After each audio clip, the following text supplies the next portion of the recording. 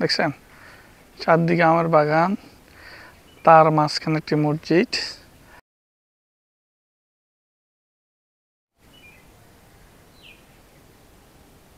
এটি আপনার ইন্ডিয়া, আর এই পাশটি হলো বাংলাদেশ।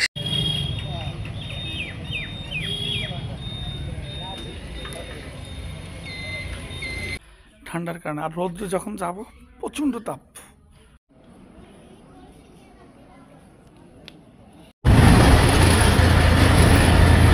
এই বর্ডার দিয়ে ইন্ডিয়া থেকে পাথর, তারপরে আপনার পেঁয়াজ, তারপরে কাঁচামরিচ, কয়লা, এই জিনিসগুলো আমদানি করা হয়। আর বাংলাদেশ থেকে এখান থেকে পাট রপ্তানি করা হয়।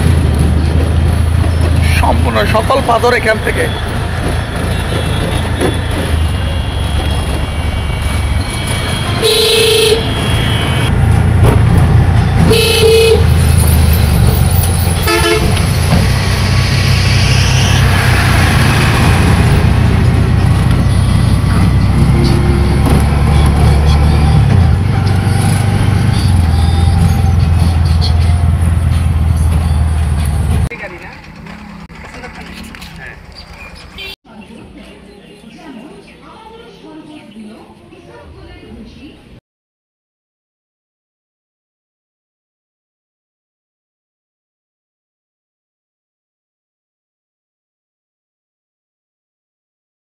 দিক দিয়ে এসে এই যে একবারে, আর এই পাটটি বাংলাদেশ, আর এই বাগানগুলো হলো ইন্ডিয়ার, মালদা। টাকা যেটা দেখতেছেন এটা ইন্ডিয়ার, আর নিচে যেটা দিচ্ছে বাংলাদেশের। তবে ওই এখান থেকে আপনার 100 মিটার দূরে কাঁটাতার দেওয়া আছে। যে বাগানটি দেখছেন এটি ইন্ডিয়ার বাগান, ইন্ডিয়ার বাগান এটি। আপনাদের দেখে দেখুন, আমি কিন্তু এখন ইন্ডিয়াতে আছি। আর এই যে সামনে দেখছেন এই পিলার, এই পিলারের এই পার ইন্ডিয়া, ওই পার বাংলাদেশ। এই যে আমি এখন ইন্ডিয়াতে রয়েছি, আর এই পার বাংলাদেশ। দেখুন বাংলাদেশ, এটা আপনারা এই সোনা মসজিদ বন্দরে দেখবেন যেভাবে ট্যারিস করে দেওয়া আছে, এই দিক দিয়ে ওই দিক থেকে আসছে, আর সেদিক দিয়ে হয়ে এই যে সোজা যায় এদিকে, আবার ওই বরাবর রয়েছে আপনার পিলার রয়েছে। আর এই বাগান আমরা স্থানীয়দের জিজ্ঞেস করলাম, আপনারা এখানে যে বাগান, এই আমগুলো কীভাবে ওরা নেয়? না, ওরা আমগুলো নেয় না, ওরা আমাদের এদিকে বিক্রি করে দেয়, টাকা নিয়ে যায়। সোনা মসজিদ স্থল বন্দরের এটি পরিচালনা করে পানামা। এই যে জায়গাটা দেখছেন এটা বিশাল এরিয়া, এখানে এর ভিতরে যত পণ্যবাহী ট্রাক আছে সবগুলো এখানে রাখা হয়। আজকে শুক্রবারের জন্য এটি বন্ধ, তবে বাকি 6 দিন এটি খোলা থাকে।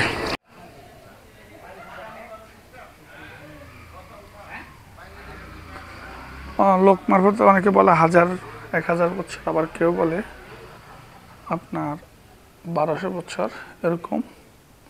আঙ্কেল ভিতরে ঢুকে যাবে? ভিতরে ঢুকে যাবে? নামাজ কয়টায়? সোনা মসজিদ খানিয়াদিঘি মসজিদ, তবে এটির পুরো নাম হচ্ছে কি ছানিয়ার দিঘি। তবে বাংলাদেশ সরকার থেকে গত 3 বছর আগে এই মসজিদের নাম দেওয়া হয় আপনার খানিয়া দিঘি। দেখুন, তো এখানে নামাজের ব্যবস্থা আছে, নামাজ পড়া যাবে, জুমার নামাজ আজকে। মসজিদের ভিতরের অংশ অনেক ঠান্ডা লাগতেছে, ফ্যান লাগবে না। এখন যেই টাইম 11:46, দেখুন একটি ফ্যানে চলে না, তারপর মসজিদের ভিতরে কি প্রশান্তি।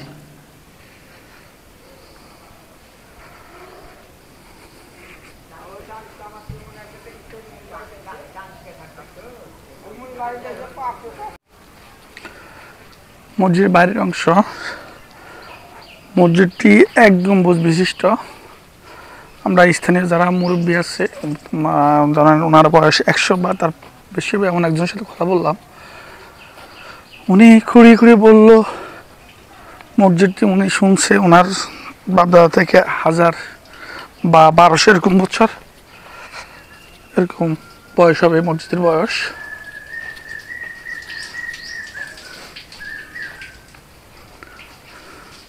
আমরা যখন মসজিদের ভিতর অংশে গিয়েছিলাম ওইখানে অনেক ঠান্ডা। বিশেষ করে এই পুরাতন যে মসজিদগুলো বেশিরভাগ সময়ে মার্বেল পাথর দিয়ে করা হয়, এর জন্য মসজিদের ভিতরে অংশ অনেক ঠান্ডা থাকে। আর মসজিদটি এক গম্বুজ বিশিষ্ট মসজিদ এটি। খানিয়া দিঘি বিশাল মসজিদ রয়েছে, সাথে স্থলবন্দর। এখান থেকে ইন্ডিয়া কত 400 মিটার হবে এই দিঘির থেকে। আপনারা হয়তো বা গুগল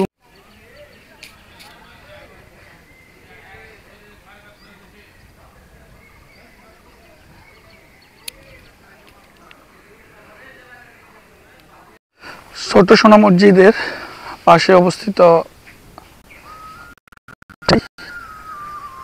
মসজিদ ও মাদ্রাসা। মসজিদ মাদ্রাসা আমরা যেখানে রয়েছি, এই মসজিদের চারদিকে আম বাগান, আর তার পাশে রয়েছে একটা দিঘি। মসজিদটি দৈর্ঘ্য 10 ফুট 7 ইঞ্চি চড়া, খিলানে 7টি প্রস্তর রয়েছে। এটি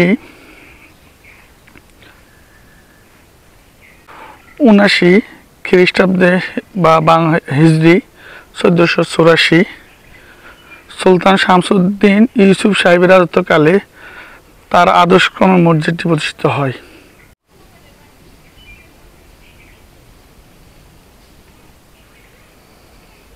ভিতরের অংশ, এটি মসজিদ ধ্বংসবিশেষ 887 হিজরিতে এটি নির্মিত হয়।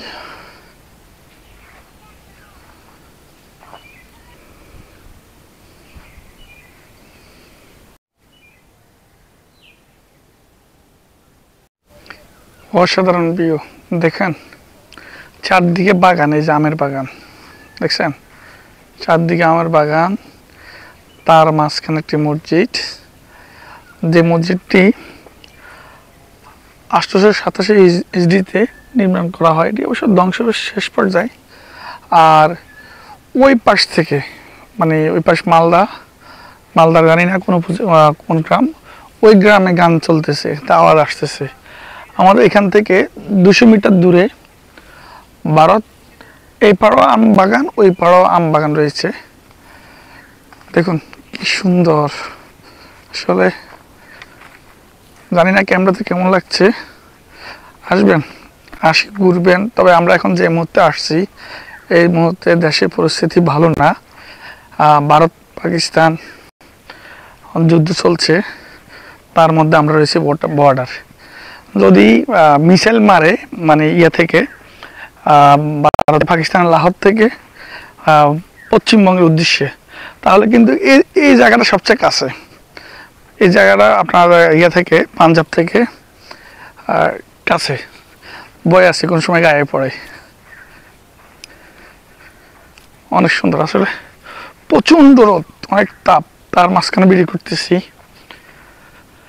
জানি না কেমন হচ্ছে ভিডিওগুলা, আশা করি আপনাদের অনুপ্রেরণা ভালো করতে পারবো সামনের দিকে।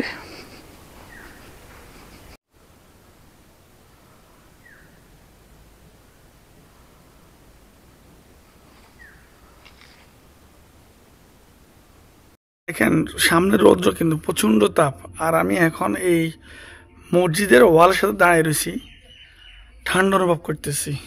আল্লাহর রহমত।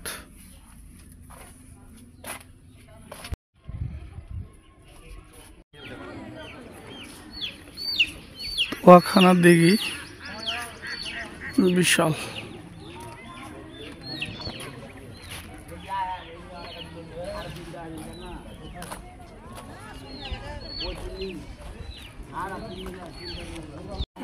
সোনা মসজিদ এটি চাঁপাইনবাবগঞ্জ জেলার শিবগঞ্জ উপজেলার অবস্থিত। এই মসজিদের নামকরণে স্থলবন্দরটি করা হয় সোনা মসজিদ স্থলবন্দর।